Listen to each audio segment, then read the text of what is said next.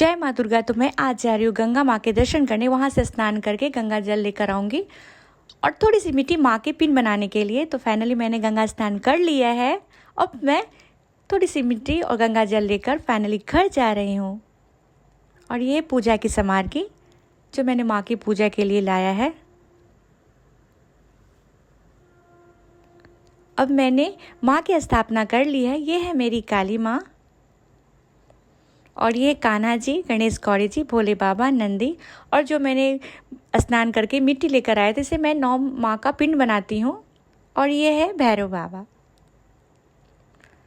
और जैसे आप देख रहे हैं, ये गणेश जी, गणेश गौरी मैंने बनाया है।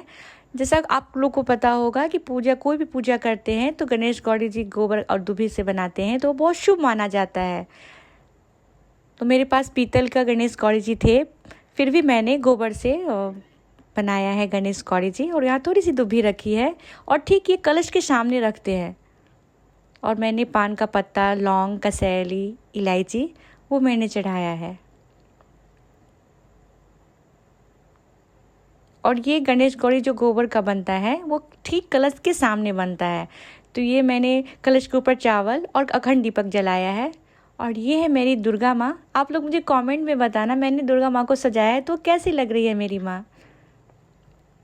और ये है मेरी काली माँ। और ये जो आप नारियल देख रहे हैं, मैं इसी नारियल की हर वीडियो में बात करती हूँ। ये नारियल मेरा अष्टमी के दिन टूट जाता है अगर माँ को मुझे आशीर्वाद देना होगा। और जो मैंने मन्नत मांगा है तो मेरा नारियल अष्टमी के दिन टूटेगा और मैं आप लोग के साथ शेयर करूँगी। और उसमें माँ ने अपना रंग छोड़ती है। उसमें मतलब नारियल मैं तोड़ूँगी ना तो उसके अंदर लाल कलर का कलर रंग लगा रहता है। मुझे ट्रस्ट नहीं होता है कि नारियल के अंदर लाल कलर का ऐसा कलर कैसे आ जाता है। मैं आप लोग के साथ शेयर करूँगी। अगर माँ को मुझे वो आशीर्वाद देना होगा, मेरी वो मुराद पूरी होगी, तो मेरा ये नारियल अष्टमी के दिन टूटेगा और मैं आप लोग के साथ शेयर करूँगी। ये मैंने माँ का भोग लगाया है। और ये मैं माला करती हूँ और हवन करती हूँ। इसके लिए मैं बादाम से भूल जाती हूँ, इसलिए मैं माला रखती हूँ जाप करने के लिए।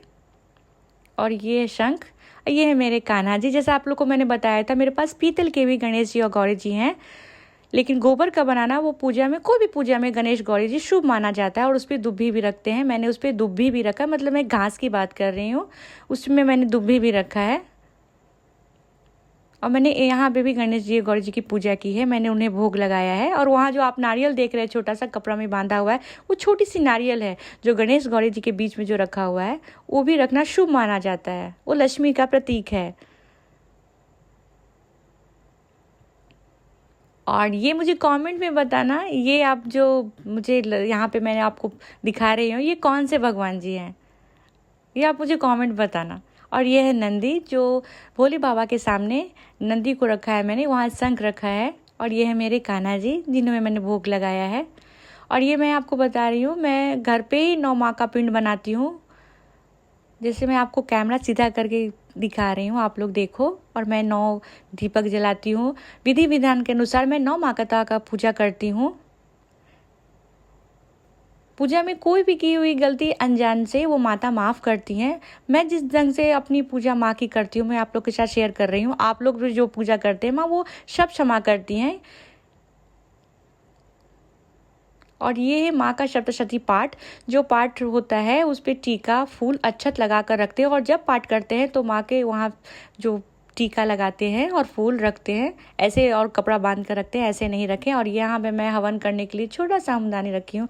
और ये मैं आप लोग को बताना चाहूँगी, ये मैंने 9 ग्रह बनाया है, क्योंकि इंसान को एक न एक ग्रह होता ही है। तो मैं 9 ग्रह का पूजा करती हूँ, 9 ग्रह का हवन करती हूँ और 9 ग्रह का जाप करती हूँ नवरात्र में। तो ये लोग 9 ग्रह का किसी को फोटो है तो 9 ग्रह से उस तरह ही पूजा करते हैं। नहीं तो ये खंड बनाकर 9 ग्रह की मैं पूजा करती हूँ नवरात्र में। और ये है भैरव बाबा। आप लोग को जैसे मालूम होगा कि 9 माता के एक भैरव बाबा थे, भाई थे, तो मैं वो भी बनाती हूँ। और इस तरह से मैं माँ की पूजा करती हूँ। आप मुझे कमेंट में बताना कि आप लोग भी इस तरह से पूजा करते हो, क्या आप लोग ने भी कलश की स्थापना की है। मैं जिस तरह से पूजा करती हूँ मैंने आप लोग के साथ शेयर किया।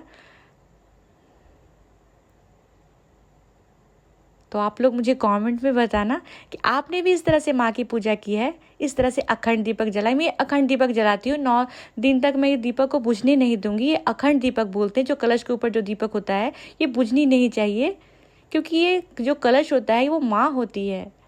हम लोग मानते हैं कि इसमें माँ है, तो ये दीपक अखंड दीपक जलाते हैं कलश के ऊपर। और इसे मैंने फूल की माला कलश को लगा पहनाया है। और ये है मेरी माँ, और ये है मेरी 9 माँ।